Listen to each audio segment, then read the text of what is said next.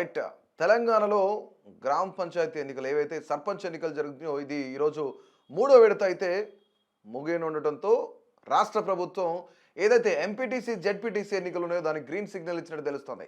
Right, ఈ నెలాఖరులోగా ఎన్నికలు నిర్వహించడానికి మేము సిద్ధంగా ఉన్నాం. సో అన్ని విధాలా కూడా రాష్ట్ర ప్రభుత్వం సిద్ధంగా ఉంది, మీరు కండక్ట్ చేయొచ్చు అని చెప్పేసి ప్రభుత్వం గ్రీన్ సిగ్నల్ ఇచ్చింది. అంటే నెలాఖరులోనే ఎంపీటీసీ జెడ్పీటీసీ ఎలక్షన్స్ కూడా నిర్వహించాలి. దీంతో పాటుగా ఎన్నికల సంఘానికి గ్రీన్ సిగ్నల్ రాష్ట్ర ప్రభుత్వం ఏ విధంగా ఇచ్చిందంటే అంటే పంచాయతీ ఎన్నికలకు అంటే ముఖ్యంగా ఇక్కడ ఎందుకు ఇమీడియట్గా విత్ ఇన్ 15 డేస్లోనే మళ్ళీ ఎన్నికలు జరపాలని చూస్తుందో ప్రభుత్వాన్ని భావిస్తే కనుక అంటే మొదటి విడత రెండో విడతలో మంచి ఫలితాలు అంటే దాదాపుగా ఉమ్మడి ఖమ్మం జిల్లాలో ఎగ్జాంపుల్ తీసుకుంటే దాదాపుగా 8,000 గ్రామ పంచాయతీలు ఉంటాయి. 8,000లో దాదాపుగా 5,000కు పైగా కాంగ్రెస్ పార్టీనే కైవసం చేసుకుంది. అంటే కాంగ్రెస్ పార్టీ బలపరిచిన అభ్యర్థులే విజయం సాధించడంతో ఇక్కడ సో కొంత పాజిటివ్ వైబ్ కనిపిస్తుంది అనేసి అంటే ఈ ఎఫెక్ట్ ఏదైతే గతంలో జూబ్లీ హిల్స్ ఎన్నికలు ఎఫెక్ట్ పాజిటివ్ ఎఫెక్ట్ గ్రామ పంచాయతీల మీద పడింది.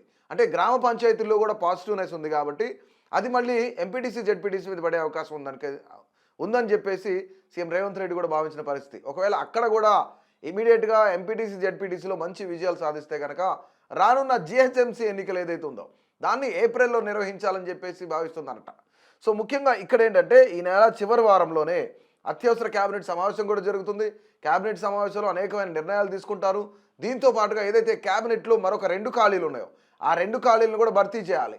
అంటే ముఖ్యంగా ఈ 2 ఖాళీలు భర్తీ చేయాలంటే ఇక్కడ జిహెచ్ఎంసీ ఎన్నికలు చాలా పాజిటివ్ వైపు రావాలి కాబట్టి జిహెచ్ఎంసీ పరిధిలో ఇటు రంగారెడ్డి కానీ లేదంటే జిహెచ్ఎంసీ పరిధిలో కానీ ఇప్పుడు దాదాపుగా 300 డివిజన్లు చేస్తున్నారు.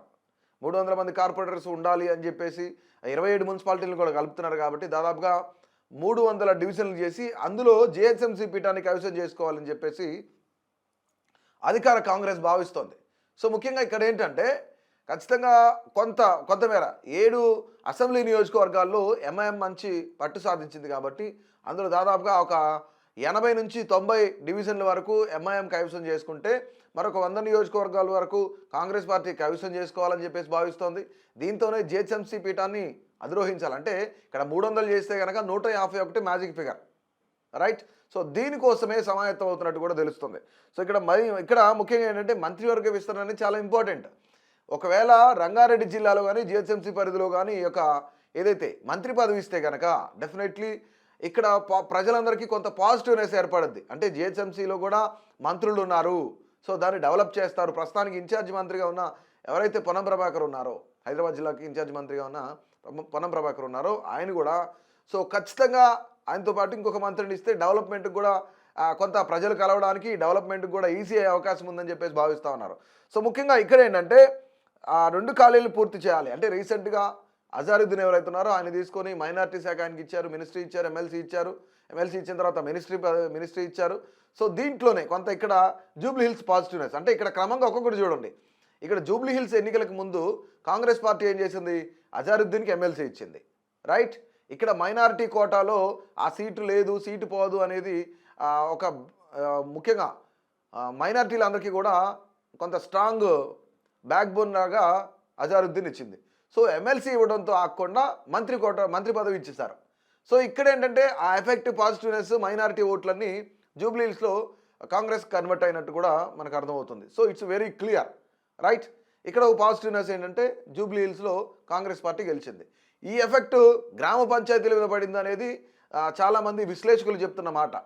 రైట్, ఈ పాజిటివ్నెస్ని ఇట్లాగే కొనసాగించాలి అంటే ఇప్పటికి దాదాపుగా ఒక ఖమ్మం జిల్లాలోనే మనం చూసుకుంటే 5,000 గ్రామ పంచాయతీలు గెలుచుకుంటే రాష్ట్ర వ్యాప్తంగా కాంగ్రెస్ పార్టీనే హవా కొనసాగించింది అనుకోవచ్చు. రైట్, దీంతో పాటుగా ముఖ్యంగా ఇక్కడ ఏం జరుగుతుంది, దీంతో పాటుగా ఈ యొక్క పాజిటివ్నెస్ని మళ్ళీ ఎంపీటీసీ జెడ్పీటీసీల మీదకి వెళ్ళాలి. రైట్, అక్కడ నుంచి ఎంపీటీసీ జెడ్పీటీసీల మీదకి వెళ్ళిన తర్వాత అక్కడ కూడా గతంలో సీఎం రేవంత్ రెడ్డి ఏమన్నారు, 33 జిల్లాల్లో జెడ్పీటీసీలు మనమే కైవసం చేసుకోవాలి, అందుకు కాంగ్రెస్ పార్టీ ప్రజలంతా సిద్ధంగా ఉండాలి, కాంగ్రెస్ పార్టీ నాయకులు కార్యకర్తలు అందరూ కూడా సిద్ధంగా ఉండాలని చెప్పారు. రైట్, ఒకవేళ అది అయిపోయిన తర్వాత జిహెచ్ఎంసీ ఎన్నికలు, జిహెచ్ఎంసీలో కూడా పీఠాన్ని చేజిక్కించుకోవాలనేది అధికార కాంగ్రెస్ పార్టీ ఇక్కడ చాలా వ్యూహాలు రచిస్తోంది. ఓవరాల్గా ఏంటంటే ఇక్కడ ఈ నెలాఖరులోనే ఎంపీటీసీ జెడ్పీటీసీ ఎన్నికలు నిర్వహించడానికి మేము సిద్ధంగా ఉన్నామని చెప్పేసి రాష్ట్ర ప్రభుత్వం చెప్తుంది. కానీ ఇక్కడ రంగారెడ్డి ఇవన్నీ ఇస్తే కనుక ముఖ్యంగా ఈ రంగారెడ్డి కానీ లేదంటే ఇక్కడ 4 జిల్లాల్లో ఖచ్చితంగా ఇవ్వాలని భావిస్తూ ఉందన్నమాట మంత్రి పదవి. కనీసం 2 పదవుల్ని 4 జిల్లాల్లో ఏదో ఒక 2 జిల్లాలకే వలం చూస్తుంది.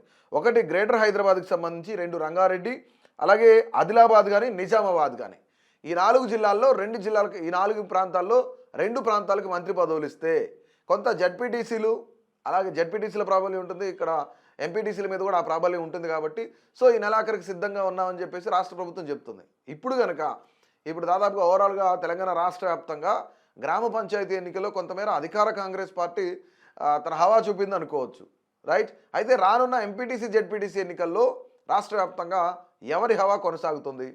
రేవంత్ రెడ్డి నిజంగానే అనుకున్న విధంగా ఆయన 33 జిల్లాల్లో జిల్లా పరిషత్తులు గెలిపించుకోబోతున్నారా? ఒకవేళ ఈ పాజిటివ్నెస్ జెడ్పీటీసీ, ఎంపీటీసీల మీద ఎంతవరకు పాజిటివ్నెస్ ఉండే అవకాశం ఉందనేది మీ అభిప్రాయాన్ని తెలియజేయండి.